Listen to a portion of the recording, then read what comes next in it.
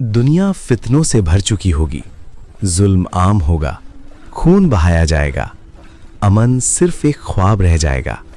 लोग कहेंगे, क्या कोई रहनुमा नहीं? तब एक शख्स उठेगा, छुपा हुआ मगर अल्लाह के फैसले से नुमाया किया गया।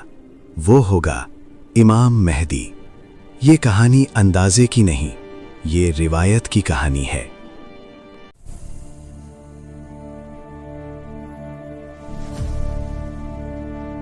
रसूल अल्लाह सल्लल्लाहु अलैहि वसल्लम ने इरशाद फरमाया, मेहदी मेरी औलाद में से होगा, फातिमा रज़ी अल्लाह ताला अन्हा की नस्ल से होगा। अबू दाऊद हसन की रिवायत में आता है, उनका नाम होगा मोहम्मद बिन अब्दुल्ला।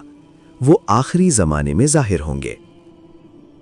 जब ज़मीन जुल्म और नाइंसाफ़ी से भर चुकी होगी, वो उसे इंसाफ और अदल से भर देंगे। ये कोई सियासी कहानी नहीं, ये आखिरत की निशानियों में से एक निशानी है।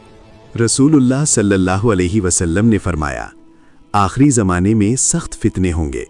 लोग सुबह मोमिन होंगे, शाम को काफिर हो जाएंगे। दुनिया की मोहब्बत बढ़ जाएगी, दीन कमज़ोर हो जाएगा। खून रेजी होगी, अमन कम हो जाएगा। इसी हालत में मेहदी का ज़हूर होगा। रिवायत में आता है, महदी इब्तिदा में अपनी जिम्मेदारी से बचना चाहेंगे।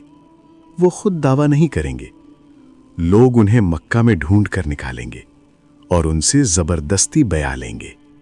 बया होगी रुक्न और मकाम के दरमियान। अबू दाऊद हसन की रिवायत में आता है, वो इब्तिदा में हिचकिचाएंगे मगर अल्लाह का फैसला पूरा होगा। रसूलुल्लाह सल्लल्लाहु अलैहि वसल्लम ने फरमाया, वो जमीन को अदल से भर देंगे जिस तरह वो जुल्म से भरी होगी। उनके दौर में माल की फरावानी होगी, ज़कात लेने वाला कोई मुश्किल से मिलेगा। लोग सुकून महसूस करेंगे, बरकत बरसेगी। वो 7 साल हुकूमत करेंगे। कुछ रिवायत में 9 साल का जिक्र भी है। हसन।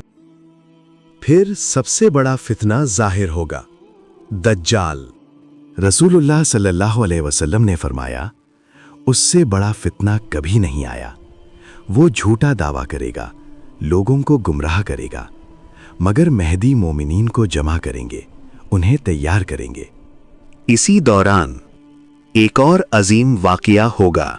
रसूलुल्लाह सल्लल्लाहु अलैहि वसल्लम ने फरमाया, ईसा इब्ने मरियम अलैहिस्सलाम नाजिल होंगे दमास्कस के मशरिकी मीनार के पास।